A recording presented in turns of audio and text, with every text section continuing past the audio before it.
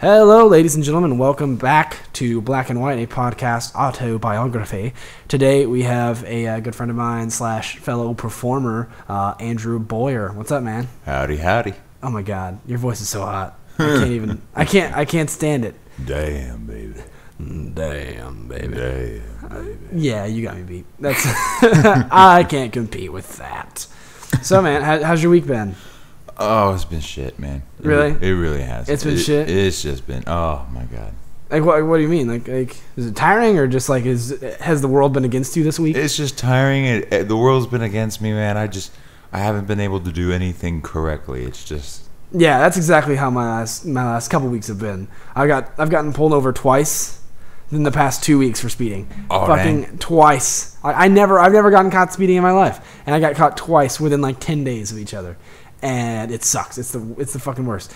And it's sad. The first time I got pulled over, I was on my way home from work from Roanoke, and I had gotten Taco Bueno, and so I was like going home, and I was doing like 52 or 62 in a 50, and he was driving the opposite direction from me, and so I figured he wasn't going to catch me, but apparently they can. I didn't know that it worked like that, and so he like pointed at me, and then lit me up, and then the first thing that I thought whenever he lit me up was, "Fuck!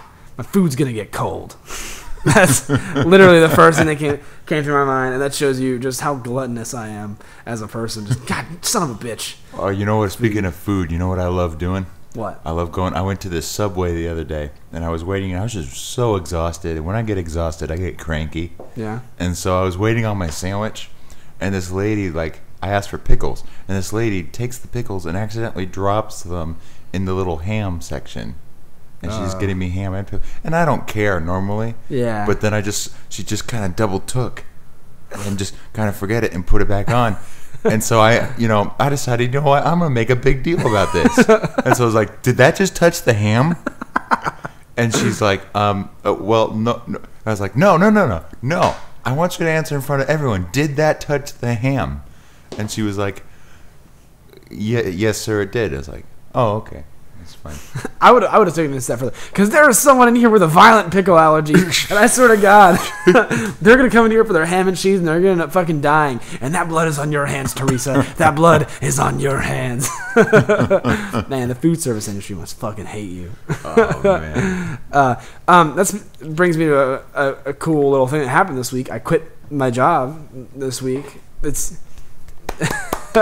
yeah. I mean, like, it wasn't like a fuck this job, I'm out. And then I stormed out and slammed the door, and I tossed a couple plants. You just in the resigned. Yeah, it was just like I was planning on putting in my 2 weeks this Friday, because I have to go back to school, and my hours with work and school weren't really gonna match up very well. So I got a call from my boss while I was at Louisville, and he was like, "Hey man, so I'm going over the budget for August, and usually this is like our slowest month. So I was wondering if you could take like a mini vacation for the rest of the month." Which, it's not a mini vacation. I would get a month off. I mean, it was only the 4th.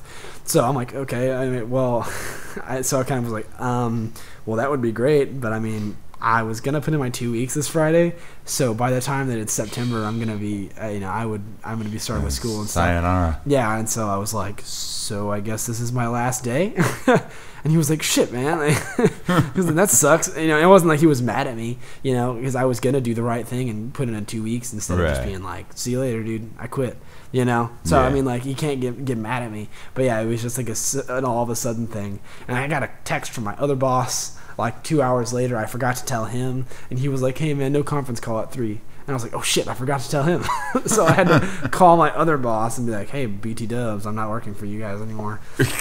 And he was like, "Oh fuck." So yeah, I had to explain to him all the shit that happened. It's the first time I've ever like quit from a job. Believe it or not, I've got some big news. What? I'm actually looking for a job. Really? Yeah, for the first time ever. For a real job. For a real job. Well, now, wait a minute now. Playing a piano. There's probably some performers out there that aren't taking too kindly to you saying that it's not a real job. Okay, yeah. Traditional job. Yeah, traditional job. Yeah, I'm looking for a traditional job. Just something, just so I could have some experience now, something I could supplement with my music. Yeah, something steady, because it's just exhausting. There's some guys that can do it and that they can get gigs like every single day, but then they also have cars. And I don't. Yeah, I had to pick you up from your house. Yeah, that's right. That's I right. cleaned out my car for you and everything. I don't even have a bicycle, man. Oh, shit. It's just, it's horrible. And so I'm going to look for a nice steady job just to kind of do that. And so I was putting together my resume. You're already laughing. Yeah, you already know where this is going. Yeah, I graduated high school once. So I'm putting together my resume, and I'm thinking, I have no experience anywhere. I know, Like, yeah. I've never worked on anything, and I've been a freelance entertainer since I was 20, and I've never actually worked. So I was like, all right, well, I performed at this restaurant, so technically I worked there. Yeah, you worked for them. Yeah. And so then I just started listing, all right, I might as well All the list places you all the performed. restaurants I will. Yeah, so then I had a good, now I have this really nifty resume, and I'm like, you know what? That's good. That's good. And it's you like time worked, and it's like 12:30 to 4. yeah. And so then Lunch hours. I debated. I was like, it's really heavily debated whether you're supposed to put your picture on the resume or not. Is it? I've never heard that debate. I've heard it plenty of times. So they're talk about, well, you know, you shouldn't put the picture on there because it's not professional. I'm thinking, well, what if I'm really damn good looking? Yeah, what if You know, which you are. Yeah, well, thank you, thank you. But I mean, like, like in a suit, you know, I think that's professional. you know, I mean, if they don't see my picture, they just see my resume, which is fine. But I mean, if they see my face, then they're like, holy cow, this guy's half man, half amazing. This guy is, this is what we want. This is the face of our company. Yeah, like this is the face of the future. Yeah. We need him at Winco. You know, then I could get hired. Yeah. So you're looking at like retail. No, I'm looking for you know, it would be fine to work at a grocery store if I needed to. You know, if I. Yeah. But I'd much prefer some sort of office job, maybe like a secretary or receptionist. Yeah, something like that. Yeah, like that's, you know, I would love one of those jobs because that just sounds the best, and I just get fat and I just sit behind a desk all day and be like, "Hi, thank you for calling Acquisitions Incorporated. This is Jordan. How's it going?" Or you know, I'd also like the warehouse job of moving. Yeah, moving boxes. Yeah.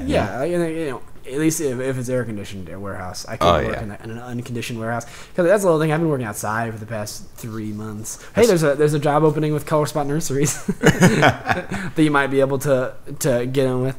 Hey. No, well, that's why you got your tan. That's why you're so bronze. my glove. Yeah, look at this glove tan line. You can't really tell now. It's not. It's like you're bacon. Yeah, it's not super prominent as it was because like now I had these gloves that kind of didn't have like a solid place that they would always rest. There were sometimes where it was further up in my hand. You see this? See how it stops right there? Yeah, your farmer's tan. Well, you think it's a farmer's tan. What is it? Actually, no. Yeah, it is a farmer's tan. It's what it is it's the result of going to a Ranger game without any sunscreen. Oh fuck yeah, dude, that's terrible. Me and William actually, we went to whenever we took a road trip over spring break. Him, me, and my cousin, and we took a road trip to California and back. And on our way back, we were like, "Hey, spring training is going on right now. Let's stop in Surprise, Arizona, and see a Rangers spring training game." Because that's something I always wanted to do with my dad. Yeah. And so I was like, "Yeah, let's do that." And so we went and we, like, we got out, and I didn't have a hat or anything like that on, so like. My face wasn't protected. In fact, let me see if I can pull up a picture. My face wasn't protected, and like Will had a poncho on that he could like tuck his hands into, so it wasn't as bad for him. And then my cousin had a hat on, so it wasn't quite as bad. Wait!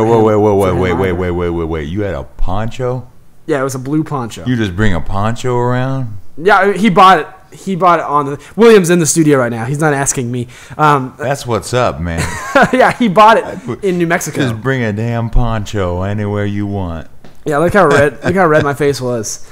That was like the next day. So I had like a night worth of driving after that. We had planned on staying in Phoenix, but what we didn't realize, Phoenix is a shithole. Phoenix is a bad city. Oh yeah. You know what? You know what's so strange? I don't want to say I dislike. It's just I'm not too fond of the Arizona area.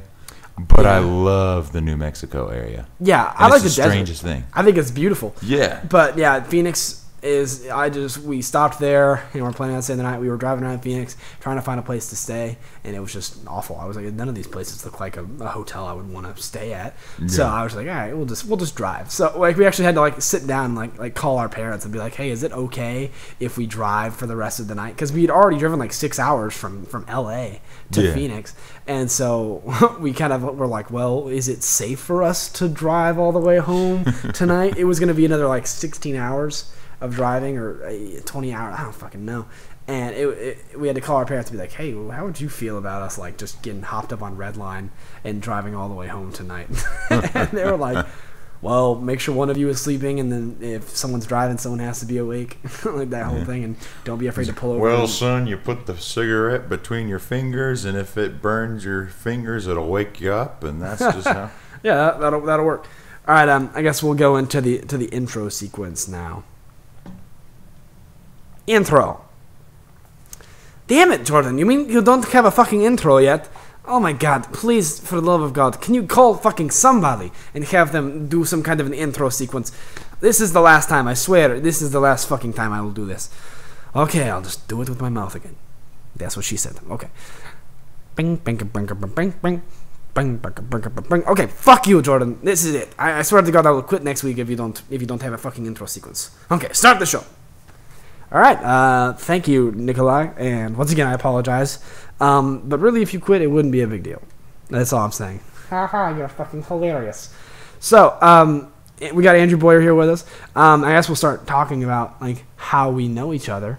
So, we know each other through a bar that my father used to work at, called Rock in Paradise. Well, it was called Rock in Paradise before it bit the bullet and closed down. Yeah, that was sad. That was sad. Yeah, I worked the Thursday before it closed down. Oh, and man. yeah, I was bar backing, and it was funny because like my dad, he had gotten fired like a month before it closed down, and I had gotten hired like 2 months before he had gotten hired. I had gotten hired 2 months before it had closed down, and I was bar backing, and my dad was saying like, haha, they only made it a month without me, and I was like, I like to believe that they only made it 2 months with me. They were only able to last 2 months with me back there cooking their food. So yeah, it ended up being crazy. But yeah, so was that the first like place that you performed? Oh God, no. I was performing so many other places. Rock in Paradise was really the first place that continually hired me on. Yeah, it was my first like weekly gig, if you will. Yeah. And I started there. I came in at an open mic night when I was 14. I was a wee little boy. Yeah. And then I see this guy, Joey Black, up there, and he's just playing guitar. And, you know, he has no clue who I am. He just thinks I'm some kid, which I was. Yeah. And so then he was like, oh, yeah, just feel free. Here's the guitar. Just plug it in. And he was really nice, plugged everything in for me. And so I went up there and I played Cocaine Blues. And the whole place was like, whoa. Yeah. And everyone was so nice. And then one guy was like, let me buy you a drink. And I'm like, I'm not 21 yet. And he's like, bullshit. Let me buy you a drink. I'm like, no, sir, I'm not 21. He's like, you're 21. I'm like, all right, buy me a drink. So you got someone to buy you a drink whenever you were 14 years old? No. Oh, okay. No, someone stopped him. But, oh, thank God. You know, sometimes I think maybe what would happen, but then maybe Rock in Paradise would have shut down earlier because of that. Yeah, they would have seen some 14-year-old kid getting shit-faced after playing Cocaine Blues. So, yeah, I remember my dad, like, would tell me about you sometimes. He'd be like, man, there's this kid that comes in here. His name's Andrew Boyer, man. He's fucking crazy. He's like 2 or 3 years older than you are, man. But, dude, he's insane. He can play the shit out of a piano, too, man. It's crazy. Oh. Yeah, and so, you know, I hadn't even met you for, you know, a couple of years after I had heard about you a couple times. And then when was it? I don't remember. I remember. Do you remember when we first met? When we met, I don't think you remember it at all. But I remember meeting you. I remember you gave me your card. I remember even before that. There was a time you were wearing some sort of baseball cap. Yeah, it's back whenever I wore baseball caps all the time. Yeah, you were really young, and it was, you know, early on, and I just met you and I shook your hand, and that was that. We shook hands and we go, oh wow, that's Joey's son. And then that was it. We didn't really start talking until just years later. Yeah, okay. But I do remember seeing you and meeting you. Yeah, like, and it's funny. He always said kid, like, and I imagined you to be like a kid. You know, I imagine you being like thin and nerdy because, like, I mean, like you know, I imagine a guy who plays piano really well and plays guitar really well at 14 years old. I figured, yeah, he's probably a fucking dork. Yeah. And, you know, and I figured you'd be kind of skinny, but then I met you and it was like, holy shit, this guy's tall. And he's wearing a suit and he's pretty muscularly built. I was like, shit, this guy's not a dork at all. He seems cool as shit. Oh man, I used to be. Well, I don't know about dorky, but I used to be string bean. Yeah. And I think I was. I think Rockin' Paradise is one of the sole reasons I stopped being a string bean. Because of the Mongo burger. The Mongo burger. Yeah. The 1 pound burger with a half an onion, a fistful of meat, jalapenos built in, grilled bun and everything on there. My God. That was just something else. Yeah, you were talking about how you used to get a Mongo burger every time you came. Every week I'd get a Mongo burger, and it was 1 pound. So yeah, that's like. So I gained a pound every week. Oh man, I remember like cooking, you know, back there for them was always it's gross. I mean, like it was a dive bar. The place is not very nice, and so like it was always disgusting food that I was making, and it was just it was so greasy and. You know what? I could never tell because bar food. This is probably a testament to how unhealthy I am, eating wise. But bar food, I love. I've never had a bar food that I didn't like. Yeah, because they were always. I mean, I like the taste of them, but whenever you're making it, and you're just like, how am I putting this into people's bodies? I imagine. That's what I say every time I sleep with a woman. How am I putting this Zing. into someone's on myself? Yeah, I like self-deprecation is my favorite kind of comedy. But yeah, like every time I'd be cooking like a burger, I'd just be like, God, like I'm killing somebody right now. Someone is dying because of this that I'm doing. I was like, there's gonna be a trial. You have what's his name for war crimes? What's his name? The British guy that like gets really angry at unhealthy food. Oh, the comedian? Is he a comedian or is he just? I don't think he's a comedian. No. I don't know. Oh, I know his name. Oh, come on. Oh man, this is the worst. It's like you sign a pledge that he's doing to like get healthier eating in schools, and oh my gosh, I signed his pledge. I should know his name. Oh well. All right, we'll forget about it. Yeah, it's some British guy. My first podcast, I'm already screwing it up. Oh, way to go, man! Look at that. Yeah, this is your first time ever being on a podcast. This is exciting. I'm taking your podcast virginity. This is awfully nice.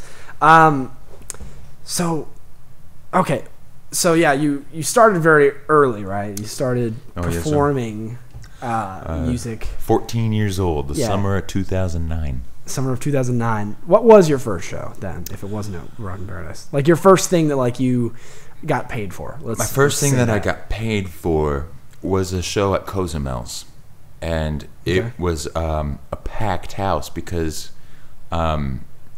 everybody from my middle school, including the principals and all the teachers and all the kids, you know, they wanted to come see me. Oh wow. And it was so weird because normally, you know, I was a troublemaker kid. Like I got horrible grades in middle school, and I was in ISS all the time in suspension and this, and then all of a sudden I see the principal, Mr. Fields, come on in, and he's wearing shorts and a polo shirt, and he's like waving at me so excitedly, and he sits down, you know. And I'm like, whoa. Yeah, I think they're excited that you have something else that you might succeed at. Yeah. Not school. You're like, okay, let's hope this shit works out. I have something I won't screw up at. Yeah. Let's see if he doesn't fuck this one up.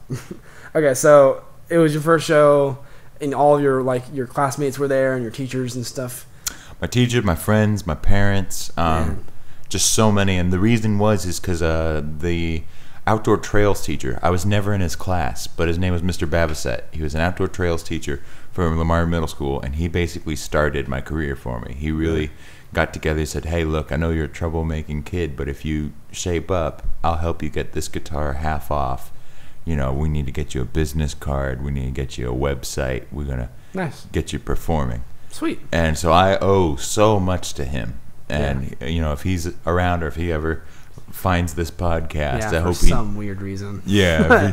his kid shows him. It's like, hey, listen to this dude. He says your name. I don't fucking know. Yeah. Do you know this guy? But he he was great. I mean, he's one of the most John Wayne-like guys I know that are still alive. I mean, this guy was like really big, John Wayne, gritty, and he looked me in the eyes. He said, "I'm going to help you. If it's a deal, shake my hand, but you better not go back on your deal. You better shape up. So don't shake my hand if you're not going to shape up." And he got right in my face with with his like lazy eye and this gritty face. I mean, John Wayne to the max. Holy shit, yeah, fucking Duke, man. Like, intimidated the hell out of me, and I just said, "Yes, sir." Yeah. And from then on, I shaped up, man. Good for you, man. I think I needed somebody to do that. I needed some scary motherfucker to get up in my grill and be like, you better stop being such a prick, man. I mean, of course, he'd probably say it a little bit more. I'm Batman. I'm Batman. Stop treating people the way you treat people. Where are the other dogs going? Always remember the golden rule. Treat others the way you want to be treated. Man. So did the show go well? Did you like fuck up at all? Or? You know, the show went well. People liked it, but I was so young that I had a lot of learning to do. Yeah. So I didn't sound like amazingly polished like I do now. Oh yeah, look at you, Mr. Modesty over here. I mean, no. I mean, I still got some practice to do, but I mean, I think everybody always has practice to do. There's never a time when you stop practicing. Yeah. If you stop practicing, then you're dead. Yeah. But I think it was. I was so young and naive that I still had a problem with strumming up on the guitar. I just strummed down. Yeah. I didn't quite learn how to strum up and down yet. Okay. So it was drum, drum, drum, drum. Okay. And the piano was great. I didn't know how to quite do the ragtime, the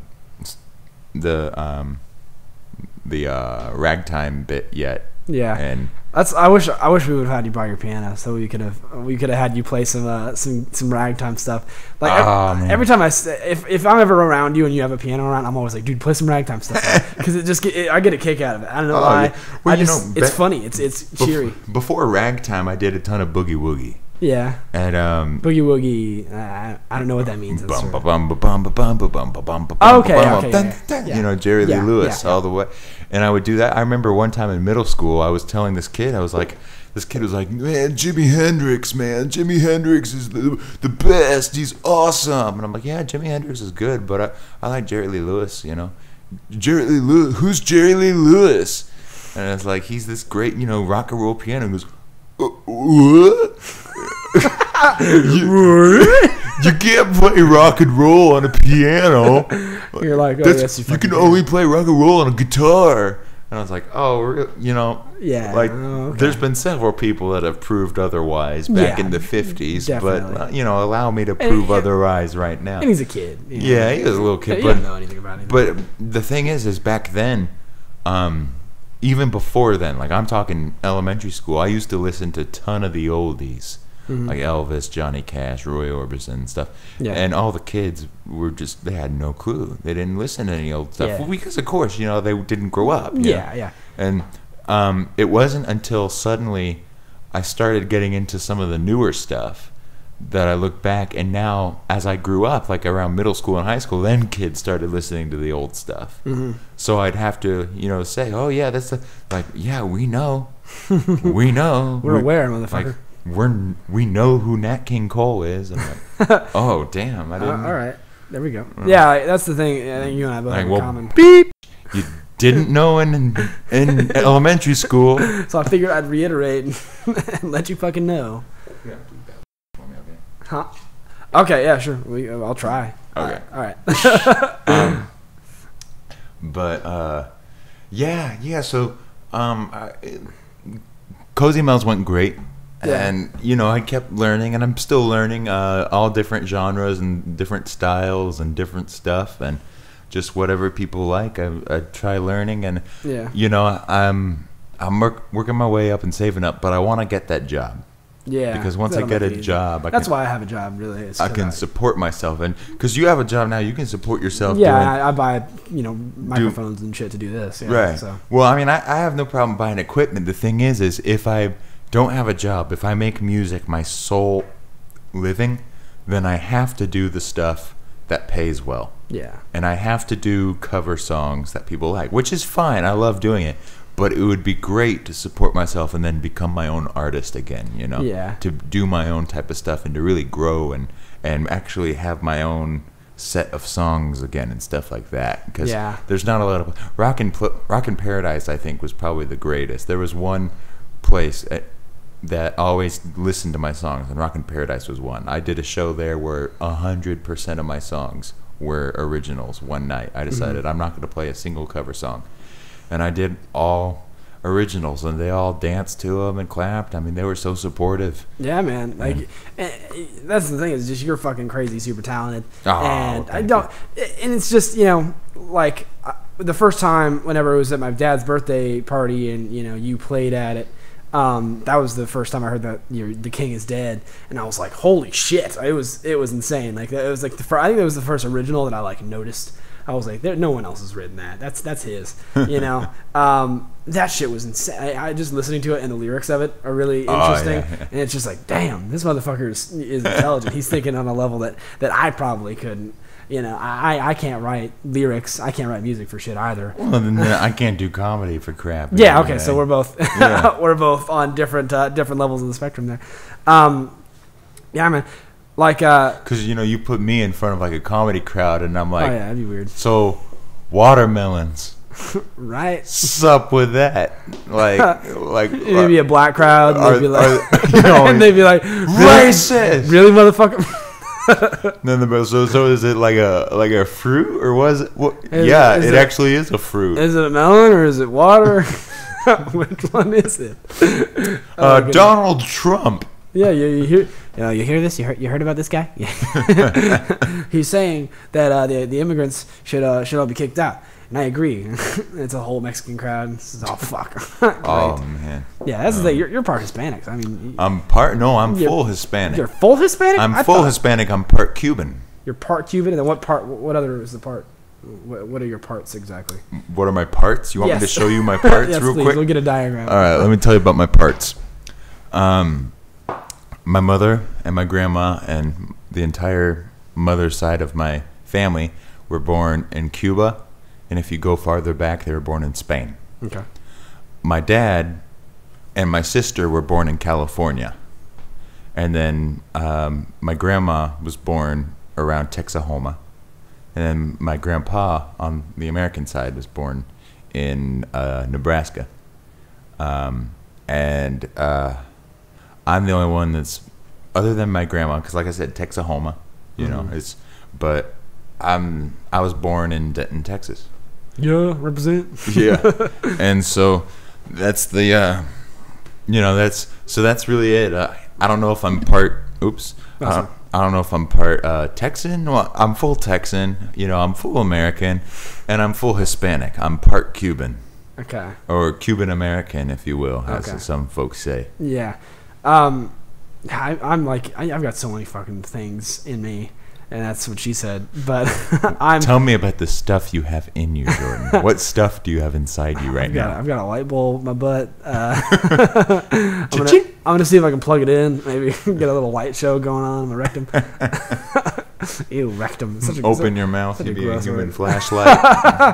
Oh my god. Get the bat signal in there somewhere. Yeah, just hold it in my teeth. Oh man. No, but like my family originated in like England, like the Littleton at least part of it, and then you know like my dad's family is like part Indian or part Native American or something like that. I think I have like Cherokee or Comanche, one of those types. I don't know if I have enough to like get a loan, get like student loans or grants or anything like that. But you know, I'm enough to be able to say like, yeah, I got a little bit of me. I mean, that's why like if I have a sunburn, it'll turn into a tan in like a day. Lucky. Yeah, and I've also got like a little bit of Italian in me, and that. See, I'm Cuban, and I get burned like a lobster, and I don't. Yeah. But yeah, and like my grandma is like French a little bit because she was born in Louisiana, and there's a bunch of French people there. Yeah. So she has a little bit of French in her, and I'm a fucking mutt, man. I'm just Dang. everyone in Europe had an orgy, and then, and then they came over here. Well, you're European. That's they what had you sex. are. They had sex with a couple of Native Americans. They got a Pocahontas or two, and then they were like, all right. And then there's this kid, and he tells dick jokes for a living. Something. I'm going to be real serious for a second. Yeah, go for it. I love serious. The thing is something I've always really, really been curious about is, first off, the Native Americans. Because we hear about Native Americans as we came to America. Yeah. And as we really, really, we put them through the ringer, to be honest. Yeah. We really did. Yeah. Like, it was, I don't know why textbooks don't call it a Holocaust, because that's kind of what it's kind of what it was very much it's pretty much a little bit of an extermination. And Adolf Hitler even praised us on our job of well done, America. Yeah, you had to kill all those Native American people. But what makes me curious is I'm wondering, what was this region, what was this land like before we settled? Like, what type of history and stuff was there before? So, like, if we hadn't killed off all of the people. Well, I'm talking like while everyone was still in England, and just hang out. Before Columbus was in the Renaissance. I mean, you era. get some loose history about how it was. Yeah, but I feel like whenever we killed off a bunch of them, I feel like that probably made it a little more difficult to track how shit was going over here before, because there's a lot of spoken word stories and stuff like that about people. There's just so much Eurocentricity. Every single literary subject we learn about, every single piece of literature we get is usually from London, England. It's British literature. We learn so much through the scope of Britain and Europe, but it would be so interesting to really know about the history of what was going on this side of the earth while all that stuff was happening over there. Yeah, more so. Yeah. But I feel like, as far as public school goes, it's more of like there was more shit going on in England and in Europe as opposed to over here. Well, we don't know. Yeah, that's true. Well, I mean, like, we do. There are historians that could just go on and on and on for days about what was happening. But I mean, like, there was a lot more bigger shit happening, like Industrial Revolution and stuff like that, and the printing press and all that shit. Yeah, there were things happening over there that are more important. And they go over it very briefly. What about early on when the agriculture and irrigation started up here? Yeah, the concept of zero from the Aztecs, and the Mayans, and it's just, there's a lot of stuff that I think would be so interesting to learn about. Because I remember as a kid, I was like, so what was going on, over here before Columbus? And it was like, what happens with the Native Americans, like, before we came here? Yeah, and then teacher would always be like, well, we're gonna get to the Native Americans in chapter 3 after we go over Columbus. And then you'd skip chapter 3. And oh man, I skipped it all, man. I just fell asleep. I was horrible in class. We've been over this, Jordan. I fucking sucked. Yeah, man. But that's the thing is, but one thing that annoys me, so much, and I hate to be Mr. Political Preacher right now, because I know what y'all are thinking. Y'all are like, oh boy, here's his stance. Here we go, soapbox time.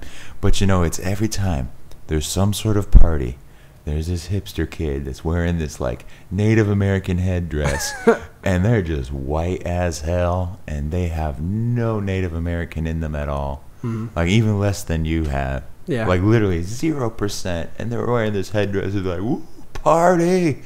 And I'm just like, oh my gosh. Can someone beat this guy's ass? Yeah. Can someone give this guy smallpox and give him a real... I mean, it's just like, dang. I don't know. There's just so many. But it's one of those things to where if a Native American comes up and say, hey, that kind of pisses me off. That kind of hurts. Yeah. Then people are like, calm down, man. You're just freaking out over nothing. Yeah, I don't know. There's that whole political correctness thing that's happening. So I don't know.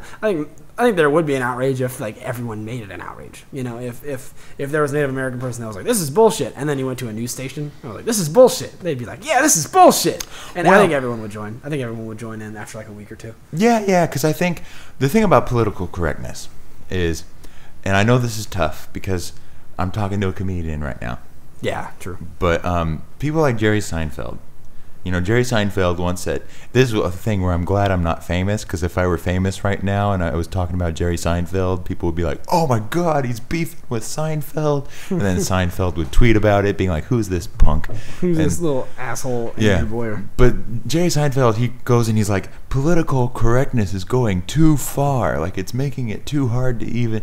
I don't see it. Like, if your whole entire comedic routine is based on stereotypes and hurting others, what's the point? I mean, you've talked to me. You don't base all your stuff. I agree. Yeah, and like most of my things are just like stories about myself. Right.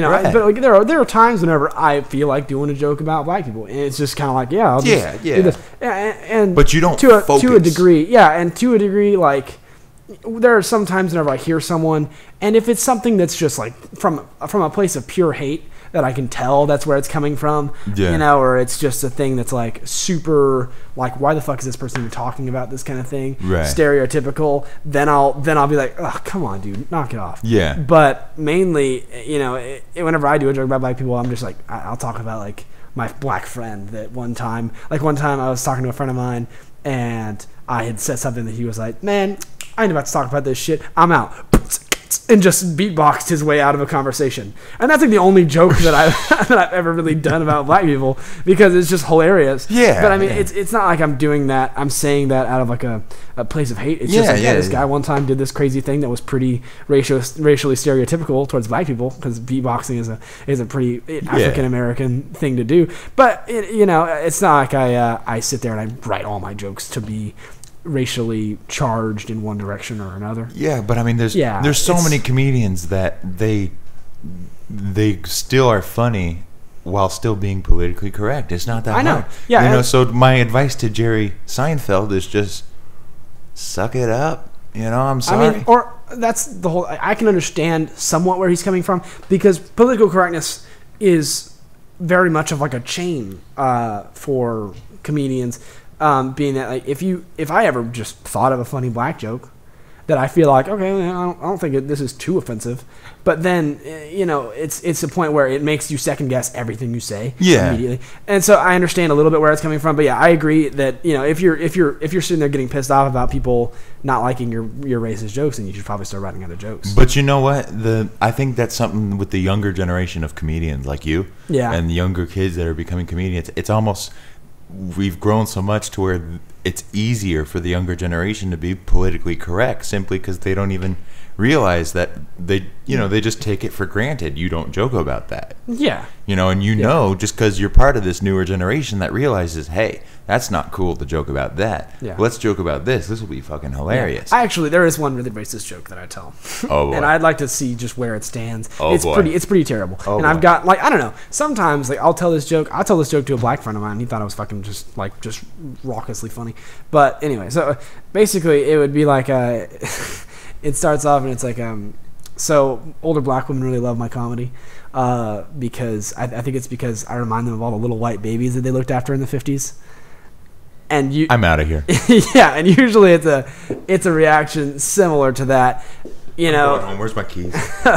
Where to the car you don't own. Jordan, where's your keys? Take me home. No, but that's a joke. I just and then after usually there's like a that kind of feeling of like, oh God, I can't believe he just said that. Then I'll say, because I is kind, I is smart, and I is important. And then that's usually, it's terrible. I know. And I don't tell it anymore. I told it a couple times because I thought, oh, maybe it'll, and then it just no one ever. But you know what? Here, you acknowledge it. Like, I acknowledge it. Yeah, it's pretty terrible. Like, yeah, that's a bad joke. It's terrible, but I wanted to try it. But, there's just so many people that they're just like, they say really offensive things. Like, even beyond that. Yeah. And then they're just like, why is everyone hating on me? This is America. I can say whatever I want. And if you don't like it, you can get out. Yeah, I mean, like, that's the thing. He's got the right to say, everyone's got the right to say whatever they want. But then people will have the right to not like it also. I feel like that's where people get free speech twisted. Where they think if they don't like something, then they can't say it. You want to know the lamest thing I said the other day? What? It was yesterday. I was with Mr. Terry Strange. Terry Strange, yeah. And he invited me to this open mic night. And so I went up with him and I said, hey, Terry. He said, what? I said, if we ever formed a combo, and headline together, we could call it Boy You're Strange. Get it? Yeah. Like, and, you know, he's just was like, oh my god. you know, he had this kind of laugh to him, and we were both like two dorks laughing at it. And this other lady looking at us like we're the biggest geeks on earth, and we're just giddy over this name, Boy You're Strange. And women are from Mars. Like Yeah. Beavis and Butthead.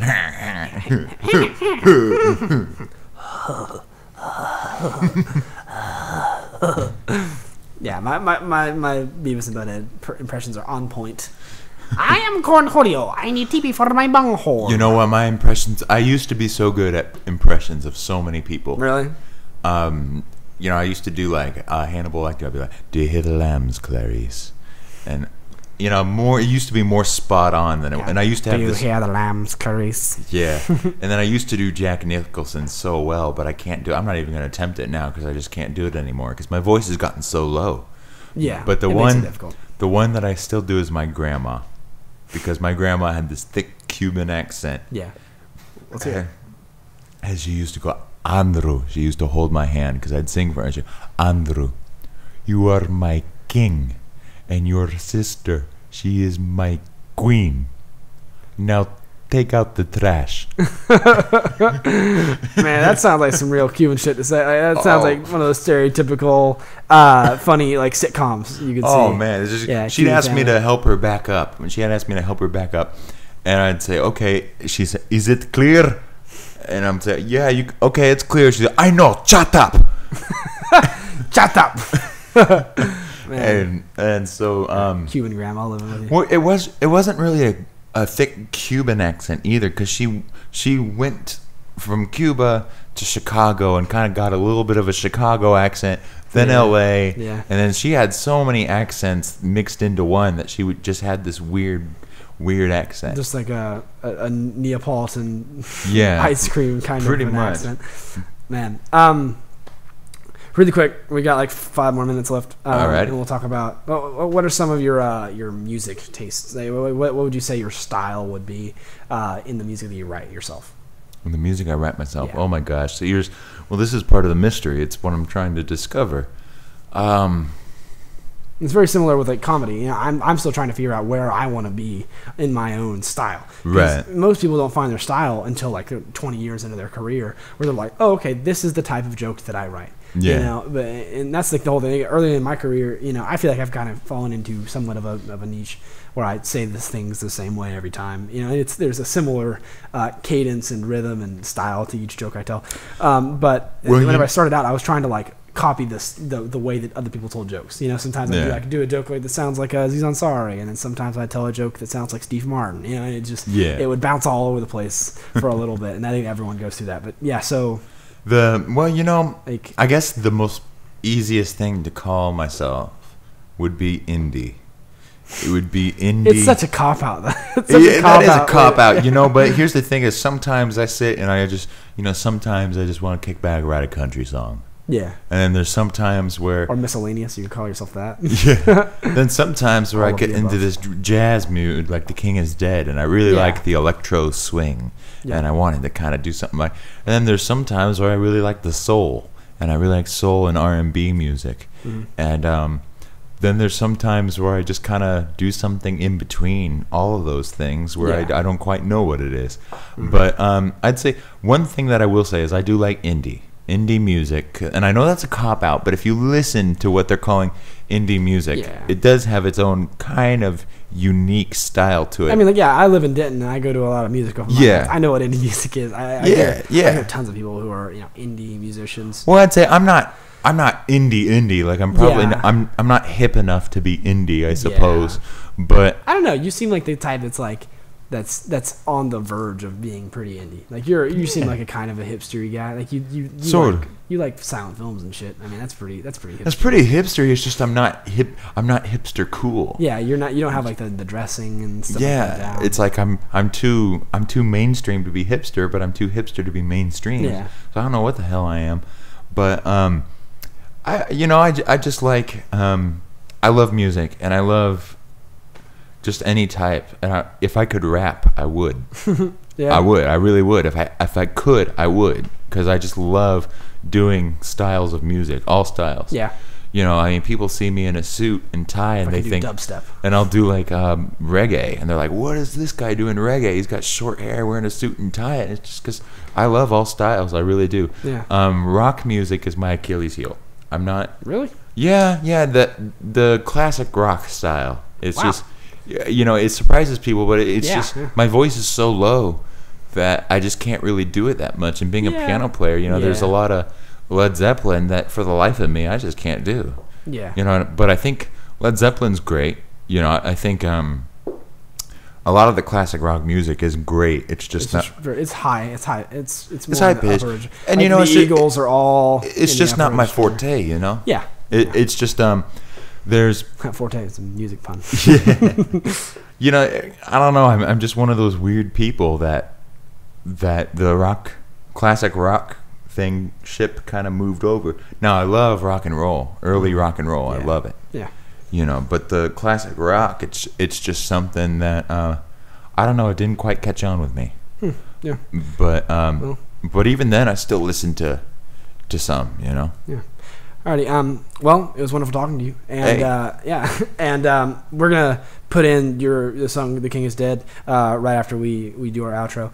And then I'll post stuff from you. I'll post the link to your YouTube page on the Facebook page. And just make sure to remind people to go to andrewboyeronline.com. There it is. There's the plug. There's and don't forget to follow me to follow our show on all of our social media. Black and White, a podcast autobiography on Vine. Follow us on Instagram and Twitter at Black and White Pod. Actually, the Twitter one is Black and White Pod. Type ND in between because I needed one more letter to be able to make it the actual word. And then like our page, if you're listening to this and someone, you know, was like, hey, check this guy's podcast out. He sucks a little bit, but it's not that bad. All right. Well, thank you very much, Andrew, for coming out. And thanks for having me. Yeah, this is Jordan Black, and enjoy The King Is Dead by Andrew Boyer.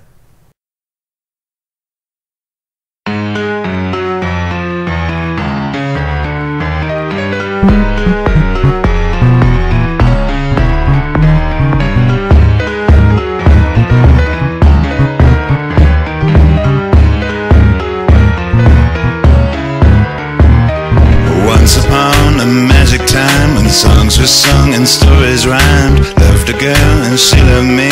Her daddy is an evil king.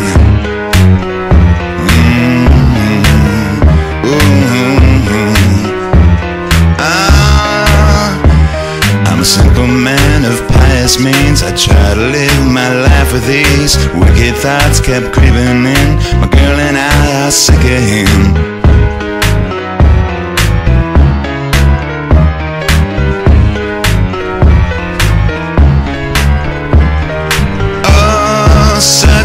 His home, he's sleeping on the throne. Oh God, this shouldn't be this easy. Try, picture both his eyes, start to open wide, starts to see my knife. How's it feel? Suits him right. Start to laugh, he starts to die, dripping out a pool of red. Done now, the king is dead. Hold you once, I told you twice. Alert the queen, alert the knights. The peasants and the papa said, darling, now the king is dead. The king is dead. The king is dead. Murder in what degree? Run and hide and live with ease. Princess, now your daddy's gone. Once a king he died upon.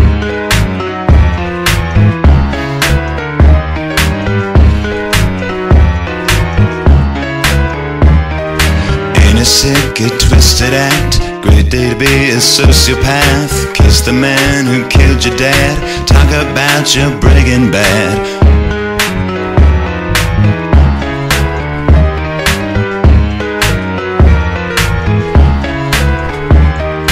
Oh, such a spacious home. He's sleeping on the throne. Oh God, this shouldn't be this easy. Try, picture both his eyes, start to open wide, starts to see my night.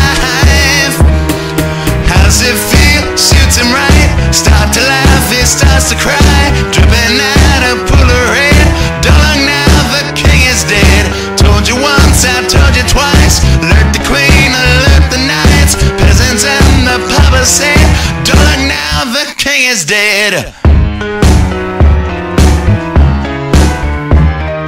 Peasants and the power said, don't look now, the king is dead. The king is dead, dead, dead, dead, dead. The king is dead.